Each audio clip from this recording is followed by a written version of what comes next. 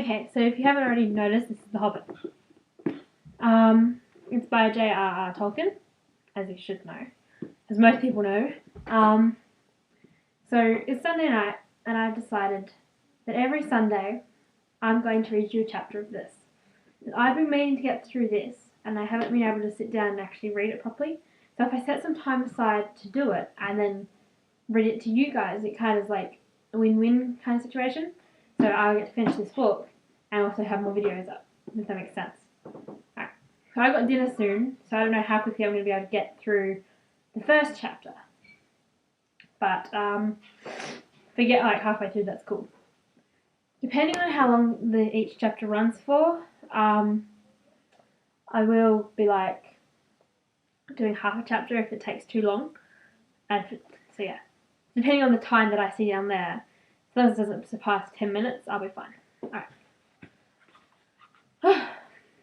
Chapter 1. An Unexpected Party. In a hole in the ground there lived a hobbit. Not a nasty, dirty, wet hole, filled with the ends of worms and an oozy smell, nor yet a dry, bare, sandy hole, with nothing in it to sit down on or to eat. It was a hobbit hole, and that means comfort. It had a perfectly round door with a porthole, painted green, with a shiny yellow brass knob in the exact middle. The door opened onto a tube-shaped hall like a tunnel, a very comfortable tunnel without smoke, with panelled walls and floors tiled and carpeted, provided with polished chairs and lots of pegs for hats and coats. The hobbit was fond of visitors.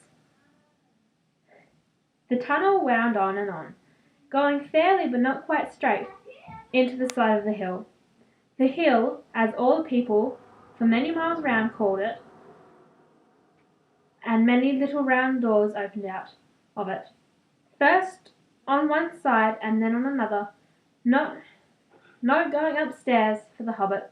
Bedrooms, bathrooms, cellars, pantries, lots of these, wardrobes, kitchens, dining rooms, all were on the same floor, and indeed on the same passage. The best rooms were all on the left-hand side going in, for these were the only ones to have windows, deep-set, round windows, looking over his garden, and meadows beyond, sloping down to the river. This hobbit was a very well-to-do hobbit, and his name was Baggins. The Bagginses had lived in the neighbourhood of the hill for time out of mind, and people considered them very respectable, not only because most of them were rich, but also because they never had any adventures or did anything unexpected, and you could tell what a Baggins would say on any question without the bother of asking him. This is the story of how Baggins had an adventure, and found himself doing and saying things altogether unexpected. He may have lost the neighbour's respect, but he gained, well, you will see whether he gained anything in the end. The mother of our particular hobbit. What is a hobbit? I suppose hobbits need some description nowadays, since they have become rare and shy of the big people, as they call us. They are, or were, a little people, about half our height and smaller than the bearded dwarves. Hobbits have no beards. There is little or no magic about them, except the ordinary everyday sort, which helps them to disappear quietly and quickly when large stupid folk like you and me come blundering along making a noise like elephants, which they can hear a mile off. They are inclined to be fat in the stomach. They dress in bright colours, wear no shoes because their feet grow natural leathery soles, and thick warm brown hair like the stuff on their heads.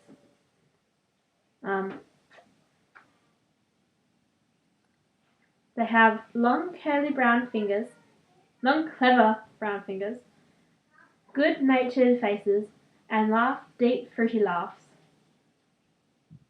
Now you know enough to go on with. As I was saying, the mother of this hobbit, of Bilbo Baggins, that is, was the famous, give me a second, I don't know if I'm going to pronounce this correctly, Belladonna Took. One of the three remarkable daughters of the old Took. I think that's right. Don't kill me.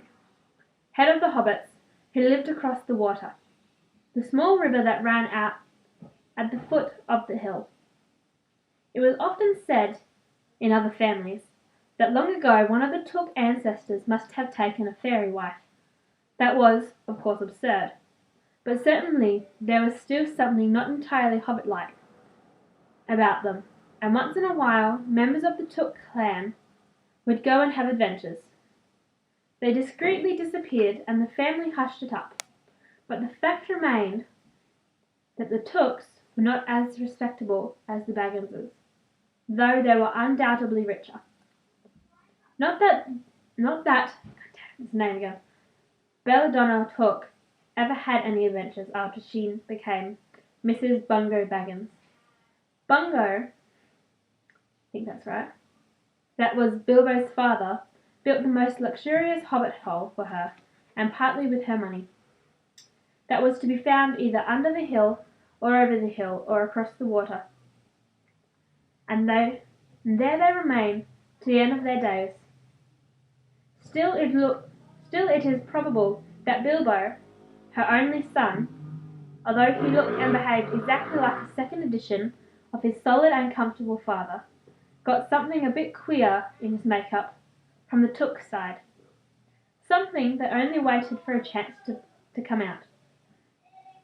The chance never arrived until Bilbo Baggins was grown up, being about 50 years old or so, and living in the beautiful hobbit hole built by his father, which I have just described for you, until he had in fact apparently settled down immovably.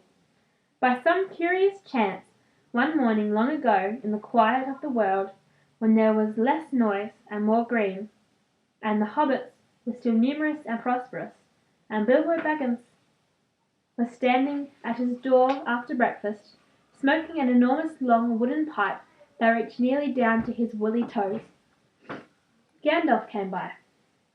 Gandalf, if you had heard only a quarter of what I have heard about him, and I have only heard very little of all there is to hear, you would be prepared for any sort of remarkable tale.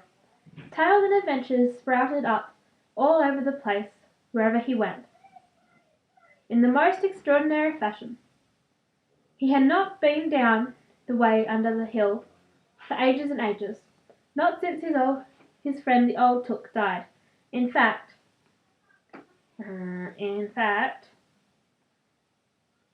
the hobbits had almost forgotten about what he looked like. He had been away over the hill and across the water on businesses of his own since they were all small hobbit boys and hobbit girls. All that the unsuspecting Bilbo saw that morning was an old man with a staff. He had a tall pointed blue hat, a long grey cloak, and a silver scarf over, which his long white beard hung down below his waist, and immense black boots.